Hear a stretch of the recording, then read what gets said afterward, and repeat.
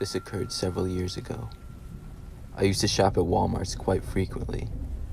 They really sold everything I needed and were all over the place, so it was always my first store to go to. At one point, I had to go out of town for a work conference. It lasted about a week and was about a 10-hour drive away. After it was over, I was driving back. I was on the way home about halfway, and it got pretty late at night. I was prepared to drive through the night, but my car got low on gas, so I stopped at the next exit and filled it up. I was pretty hungry, but noticed that the convenience store of the gas station was closed.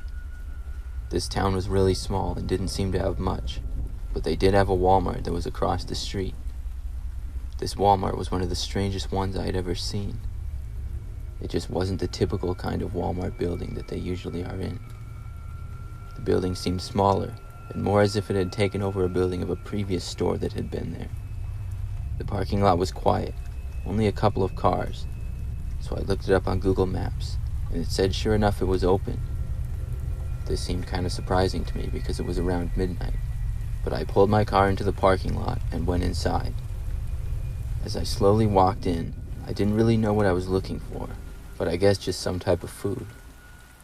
As I walked around inside, I didn't notice anybody else. The inside of the Walmart looked for the most part like a regular Walmart, but at the same time, a lot different. It was much smaller inside and arranged differently than most of the ones I had been in. Still, not a big deal though, and I tried to find something I could snack on. As I walked around, I didn't see anybody else in the store at all. It seemed a little bit odd to not even see a worker, but then again, it was midnight in a small town that I had never been in before. I had made it to the back aisle and was looking around when I heard the noise of someone walking. They entered the aisle from the far side from where I was in, and I noticed it was someone wearing one of those horse face masks that covers a person's whole head. I looked and it startled me at first, but then I chuckled. I guess it was some guy pranking people late at night. He stood there looking at me. Then he walked away. I told him it was very funny. I finally found a couple of things and picked them up. Then I headed to the front of the store. As I did, I noticed another person walking by, also wearing a horse mask. I thought maybe it had to be the guy's friend and they were both in on the joke. I once again smiled and kept walking. I used the self-checkout and paid for my things, all while not seeing a single employee. As I was almost done, I saw another two people emerge from behind one of the check lanes. They were both wearing horse masks as well. By that time, I got a rush of fear run through my body. I didn't know what was going on, but it didn't really seem like a joke to me anymore. I looked back and saw the other two people in horse masks staring at me from the back near the aisles. I tried to not let them see the fear that I had. I calmly got my receipt and walked away and out the doors. I walked all the way back to my car, hoping that I wouldn't hear the footsteps of anyone leaving behind me, and to my surprise, I didn't. But when I got to my car, I realized there was a new car that was parked next to mine. I tried to ignore it as best as I could, and got to my car, unlocked it, and quickly got inside. As I did, I glanced over to the car parked next to mine. At first, it looked like it was empty, but then I saw a horse mask pop up in the driver's seat. I just about had a heart attack in that moment. I slammed my foot on the gas and left that city back to the freeway and on my way home. I got home the next day and still wonder what was going on there.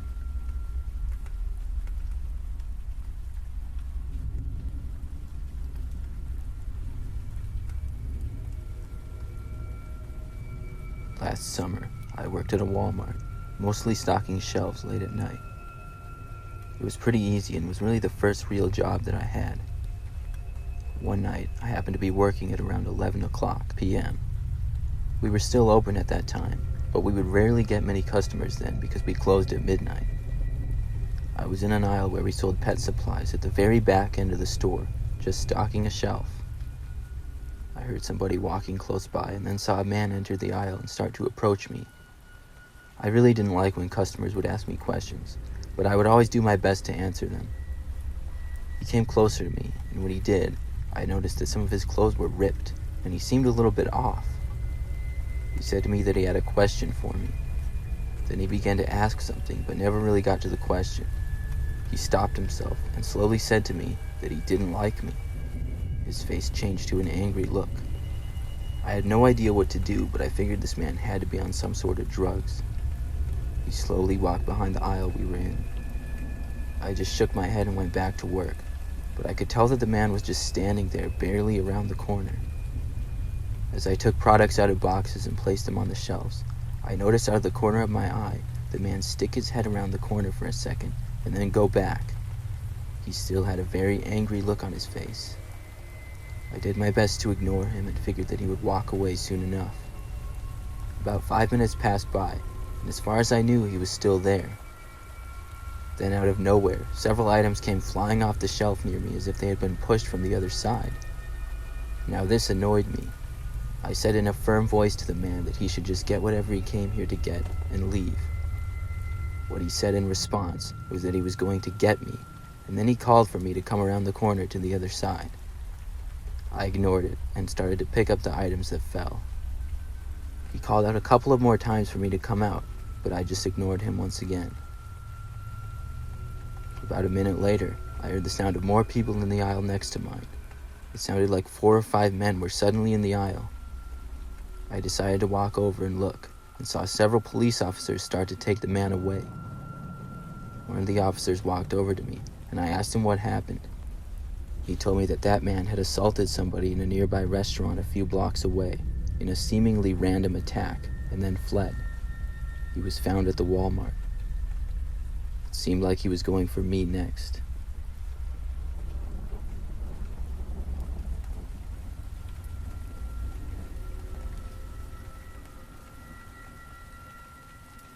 I had a job a few years ago that was pretty tough.